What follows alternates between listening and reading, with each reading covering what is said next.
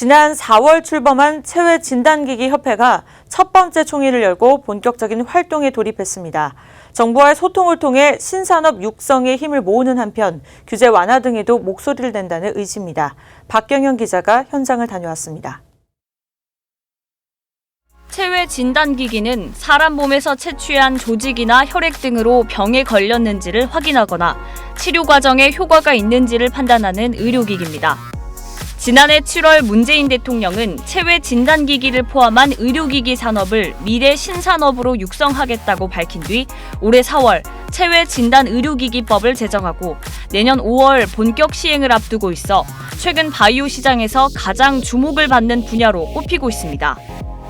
이런 가운데 지난 4월 출범한 한국체외진단의료기기협회가 17일 첫 번째 총회를 열고 관련 산업 발전을 위한 본격적인 행보에 나섰습니다. 체외진단의료기기협회는 정부의 규제 혁신에 적극 동참하는 한편 업계 의견을 정부에 개진하기 위해 조직됐는데요. 스타트업부터 중견기업, 글로벌 기업까지 다양한 기업들이 함께하고 있습니다. 체외진단의료기기협회 초대 회장은 정전규 젠바디 회장이 맡았습니다.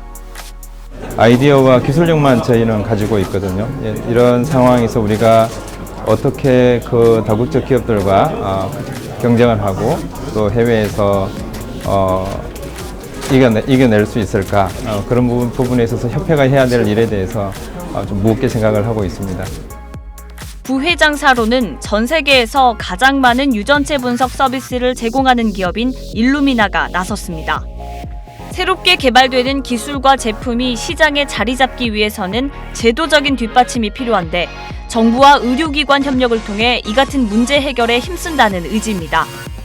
현실에 적용이 될 것 같고 그런 부분들에 있어서 문제가 생기지 않도록 저희가 식약처랑도 얘기하고 복지부랑도 얘기를 해서 이제 병원에서 이런 부분들을 굉장히 저렴하고 편리하게 사용할 수 있게, 그런 체계들을 만들어 나가는데 저희가 굉장히 주력을 많이 하고 있습니다. 지금. 이날 총회에서는 앞으로의 발전 방향에 대한 의지와 함께 정부 관리와 도움이 또 하나의 규제로 작용할 수 있다는 우려의 목소리도 나왔습니다. 또 업계 성장을 위해서는 정부 측 관리기관의 업무 지속성을 늘려 전문성을 강화해야 한다는 요구도 있었습니다.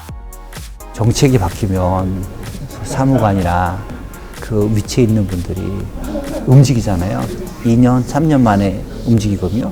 2년, 3년 만에 이 복잡하고 이 체계에 들어오는 게 세팅이 될 때까지 그 사람이 적응할 때에서 노하우가 쌓일 정도 되면 움직여야 되거든요. 그럼 다시 시작하거든요. 지속성이 없는 거죠.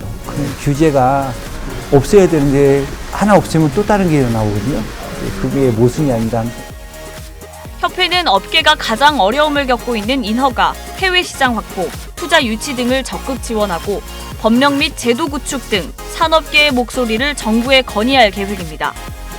현재 셀트리온 등 국내 대형사가 차세대 신성장 동력으로 내걸고 M&A 등을 통한 본격 시장 진출을 선언하는 등 체외진단기기 시장은 더욱 성장세를 이어갈 전망입니다. 체외진단기기 분야 발전을 위해 중지를 모은 업체들, 향후 정부와의 협업을 통해 국내 시장 선점을 넘어 세계 무대에서 두각을 나타낼 수 있을지 주목됩니다. 박센 뉴스 박경현입니다.